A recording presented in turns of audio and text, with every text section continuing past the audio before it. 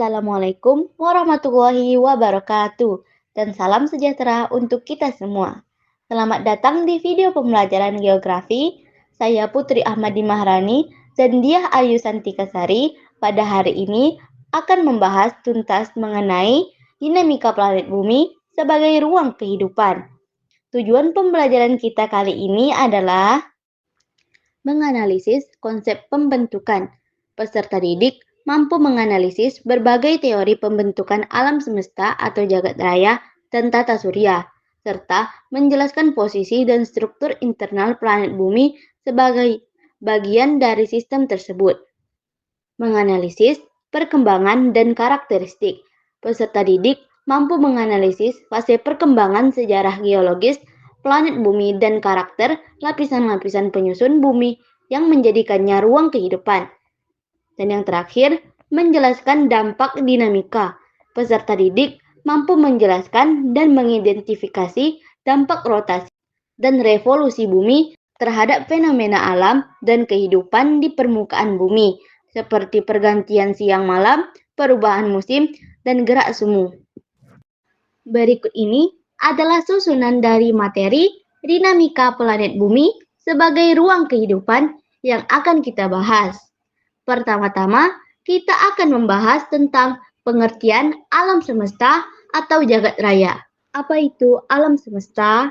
Alam semesta atau yang sering kita sebut jagat raya atau universum adalah segala sesuatu di ruang waktu yang kita huni, lengkap dengan energi dan materi di dalamnya. Kita bisa membayangkan alam semesta sebagai wadah super besar yang mencakup semuanya, termasuk planet, bintang, galaksi, dan segala jenis benda langit lainnya. Nah, dulu model alam semesta pertama kali dirumuskan oleh filsuf Yunani, seperti Aristoteles dan Plato. Mereka memperkenalkan konsep geosentris yang menempatkan bumi sebagai pusat dari semuanya. Akan tetapi, seiring berjalannya waktu, pengamatan astronomi semakin canggih. Dan akhirnya, Nicolaus Copernicus mengajukan model heliosentris yang menempatkan matahari di pusat tata surya, bukan bumi. Nah, dari penjelasan tersebut, mari kita perhatikan contoh soal berikut tentang alam semesta. Pengertian alam semesta yang benar adalah A.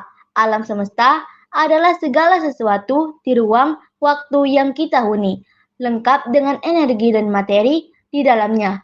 Atau B. Alam semesta adalah benda-benda langit yang terdiri dari sebuah bintang yang kita kenal sebagai matahari.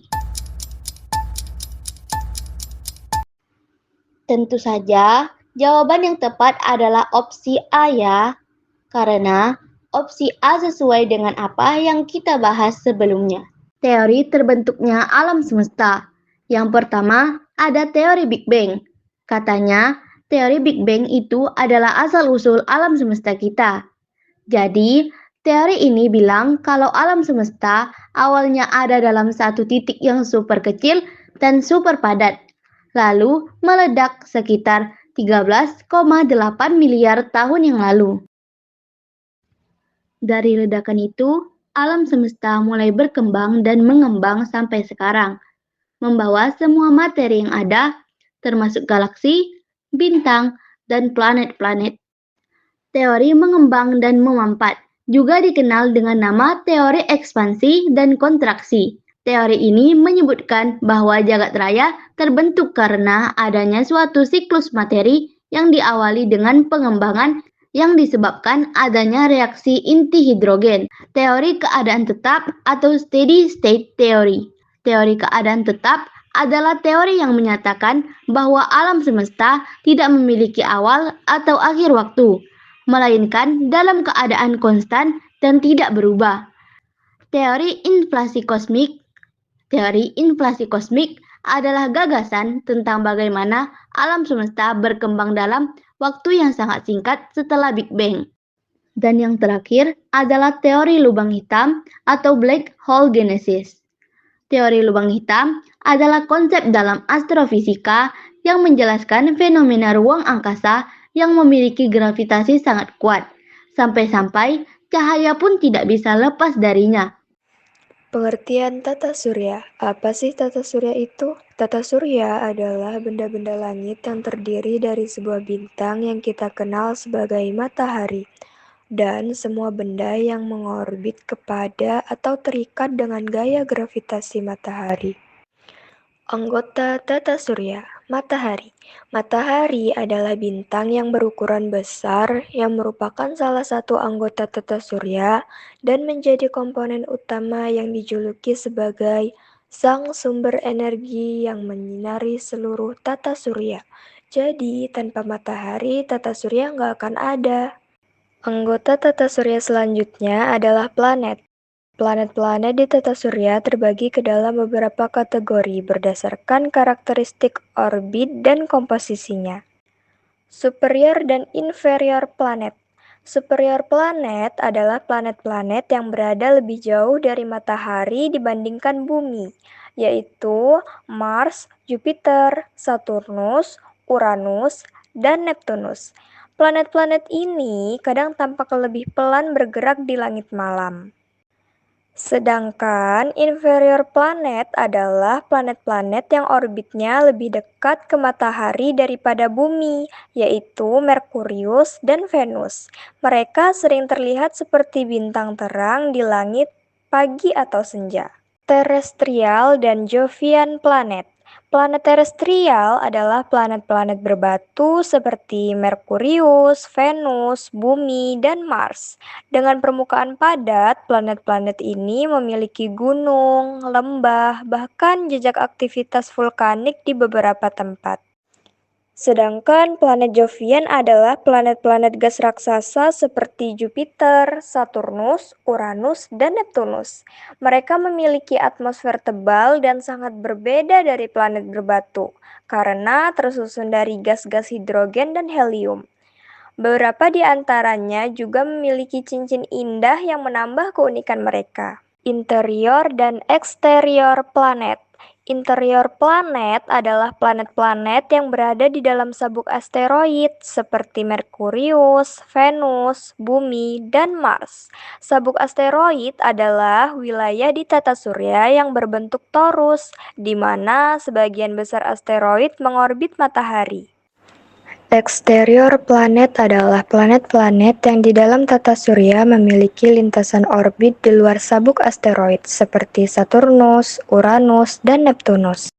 Asteroid. Asteroid sering disebut sebagai puing-puing tata surya karena mereka merupakan sisa dari pembentukan planet. Sebagian besar asteroid berkumpul di sabuk asteroid yang berada antara orbit Mars dan Jupiter. Meteor. Mungkin kamu pernah melihat bintang jatuh di langit malam.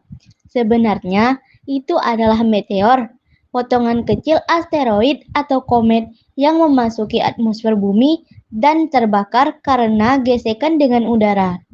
Tata surya terbentuk melalui proses panjang yang dijelaskan oleh beberapa teori ilmiah. Salah satu teori tertua adalah teori nebula yang dikemukakan oleh Immanuel Kant dan Pierre-Simon de Laplace. Teori ini menyatakan bahwa tata surya berasal dari kabut gas raksasa yang berputar cepat. Akibat perputaran tersebut, bagian tengah kabut memadat dan membentuk matahari. Sedangkan bagian tepi membentuk planet-planet. Seiring waktu, pendinginan dan pemadatan terjadi hingga terbentuklah tata surya seperti yang kita kenal sekarang. Selanjutnya muncul teori planetesimal yang dikemukakan oleh Thomas C. Chamberlain dan Forrest R. Moulton. Menurut teori ini, matahari sudah ada lebih dahulu. Kemudian ada bintang yang lewat cukup dekat dan menyebabkan sebagian materi matahari terlempar keluar. Materi yang terlempar itu kemudian mendingin dan membentuk benda-benda kecil yang disebut planetesimal. Benda-benda kecil ini bergabung membentuk planet-planet yang mengelilingi matahari. Teori berikutnya adalah teori pasang surut atau tidal teori yang dikemukakan oleh James Jeans dan Harold Jeffreys. Teori ini berpendapat bahwa sebuah bintang besar mendekati matahari dan menarik sebagian massa gas panas dari permukaan matahari. Gas tersebut kemudian memanjang seperti jembatan dan terpecah menjadi gumpalan-gumpalan kecil yang mendingin serta membentuk planet-planet. Namun, teori ini dianggap lemah karena gas panas yang terlepas tidak cukup padat untuk membentuk planet secara stabil. Selain itu, ada pula teori bintang kembar yang dikemukakan oleh Fritz Hoyle. Teori ini menjelaskan bahwa matahari pada awalnya merupakan salah satu dari sepasang bintang kembar. Salah satu bintang pecah karena tabrakan atau gangguan gravitasi, dan sisa material dari bintang yang hancur tersebut kemudian membentuk planet-planet. Sementara itu, bintang yang masih utuh menjadi matahari yang kita kenal sekarang. Teori terakhir yang paling banyak diterima hingga saat ini adalah teori awan debu atau protoplanet teori yang dikembangkan oleh Charles von Weizsäcker dan Gerard P. Kuiper. Teori ini menyebutkan bahwa tata surya terbentuk dari awan gas dan debu yang sangat besar. Awan ini berputar dan memadat di bagian tengahnya hingga membentuk matahari. Sementara bagian pinggirnya menggumpal membentuk protoplanet yang akhirnya menjadi planet-planet.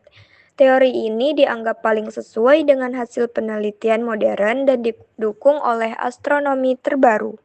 Pengertian planet bumi. Planet bumi adalah planet urutan ketiga dari matahari dan satu-satunya yang diketahui memiliki kehidupan karena mengandung air, atmosfer yang melindungi dan suhu yang memungkinkan kehidupan berkembang. Struktur planet bumi. Struktur planet bumi terdiri dari 4 lapisan utama dari luar ke dalam, yaitu kerak, mantel, inti luar, dan inti dalam. Kerak bumi. Kerak bumi adalah lapisan paling luar tempat manusia dan makhluk hidup lainnya tinggal. Mantel bumi. Lapisan ini berada tepat di bawah kerak bumi dan merupakan lapisan yang paling tebal dari bumi, yang berfungsi sebagai pelindung inti bumi. Bagian lapisan bumi yang paling dalam disebut sebagai core atau inti bumi. Secara umum, inti bumi terbagi ke dalam dua jenis, yakni inti bumi luar dan inti bumi dalam. Inti bumi luar. Inti bumi luar adalah lapisan yang berada di bawah mantel, berbentuk cairan, dan memiliki suhu yang sangat tinggi. Inti bumi dalam. Sedangkan inti bumi dalam berbentuk seperti bola padat yang berada di pusat bumi, merupakan lapisan yang paling panas. Inti dalam terbentuk dari besi dan nikel, memiliki suhu yang sangat tinggi dan berperan sebagai pusat gravitasi bumi. Fase pembentukan bumi. Pembentukan bumi terjadi secara bertahap yang diawali dengan fase Big Bang, fase pembentukan bintang-bintang, fase pendinginan nebula, fase pembentukan matahari dan cincin planet, fase akresi, fase pembentukan bumi, dan terakhir adalah fase pembentukan atmosfer. Apa itu rotasi bumi? Rotasi bumi adalah peredaran bumi mengelilingi sumbunya atau porosnya dari arah barat ke timur. Lama proses peredaran bumi mengelilingi sumbunya ini disebut dengan kala rotasi, yaitu 23 jam, 56 menit, dan 4 detik. Kala rotasi dikenal dengan 1 hari. Berikut adalah akibat rotasi bumi. Terjadinya siang dan malam. Rotasi bumi mengakibatkan terjadinya siang dan malam. Hal ini terjadi karena ada dua bagian bumi yang sebagian menghadap matahari dan sebagian lagi membelakangi matahari. Bagian yang menghadap matahari mengalami waktu siang, bagian yang membelakangi matahari mengalami waktu malam. Gerak semu harian matahari. Nah, pasti kamu pernah berpikir kalau matahari itu bergerak mengelilingi bumi, kan? Sebenarnya bumi yang bergerak mengelilingi matahari. Matahari menjadi pusat tata surya yang dikelilingi oleh planet-planet di dalam orbitnya. termasuk bumi. Peristiwa itu disebut gerak semu harian matahari. Pergerakan semu harian matahari disebabkan oleh rotasi bumi yang membuat matahari seolah-olah mengelilingi bumi. Matahari merupakan bintang yang menghasilkan energi atau cahaya sendiri. Nah, matahari itu juga berkeliling loh. Matahari bergerak mengelilingi sebuah lubang hitam yang berada di pusat galaksi Bima Sakti. Perbedaan waktu. Rotasi bumi juga berpengaruh pada perbedaan waktu di bagian-bagian bumi. Terdapat 24 daerah waktu yang ada di bumi. Pusat waktu berada di kota Greenwich, Inggris yang terletak pada bujur 0 derajat. Setiap selisih bujur 15 derajat, perbedaan waktu mengalami selisih 1 jam. Bagian bumi di sebelah timur Greenwich mengalami waktu yang lebih cepat dari Greenwich, sedangkan bagian bumi di sebelah barat Greenwich mengalami waktu yang lebih lambat. Perbedaan percepatan gravitasi bumi. Rotasi bumi mengakibatkan gerakan yang arahnya menjauhi pusat. Akibatnya, bumi menjadi tidak bulat sempurna, ada bentuk tidak baku di kedua kutubnya dan mengembang pada khatulistiwa, sehingga diameter kutub bumi lebih kecil daripada diameter khatulistiwa. Hal ini berakibat pada percepatan gravitasi di daerah kutub lebih besar dibandingkan khatulistiwa. Pembelokan arah arus laut angin mengakibatkan terjadinya arus laut. Pada belahan bumi selatan, arah arus laut berbelok searah perputaran jarum jam. Pada belahan bumi bagian utara, arah arus laut berbelok berlawanan dengan arah putaran jarum jam. Gerakan pembelokan arah angin dan pembelokan arus laut disebut efek Coriolis. Revolusi bumi. Revolusi bumi adalah gerakan bumi mengelilingi matahari pada orbit elips. Gerakan ini berlangsung selama kira-kira 365 hari, yang kita kenal sebagai 1 tahun. Beberapa akibat utama dari revolusi bumi adalah sebagai berikut. Pergantian musim. Di wilayah subtropis dan lintang tinggi, revolusi menyebabkan perubahan musim semi, panas, gugur, dan dingin karena perbedaan intensitas sinar matahari yang diterima di belahan bumi utara dan selatan sepanjang tahun. Perbedaan lamanya siang dan malam. Di sebagian besar tempat di bumi, kecuali di khatulistiwa, lamanya waktu siang dan malam akan bervariasi sepanjang tahun. Pergeseran semu tahunan matahari. Terlihat seolah-olah matahari bergeser posisinya di langit dari utara ke selatan dan kembali lagi sepanjang tahun. Terlihatnya rasi bintang yang berbeda dari bulan ke bulan. Karena bumi berpindah posisi di orbitnya, arah pandang kita ke langit malam juga berubah. Sehingga rasi bintang yang terlihat pada malam hari akan berbeda seiring berjalannya bulan. Demikianlah pemaparan materi kita tentang dinamika planet bumi sebagai ruang kehidupan pada hari ini. Semoga apa yang telah disampaikan dapat menambah wawasan dan bermanfaat bagi kita semua. Terima kasih atas perhatiannya. Kami akhiri. Wabillahi taufiq wal hidayah. Wassalamualaikum warahmatullahi wabarakatuh.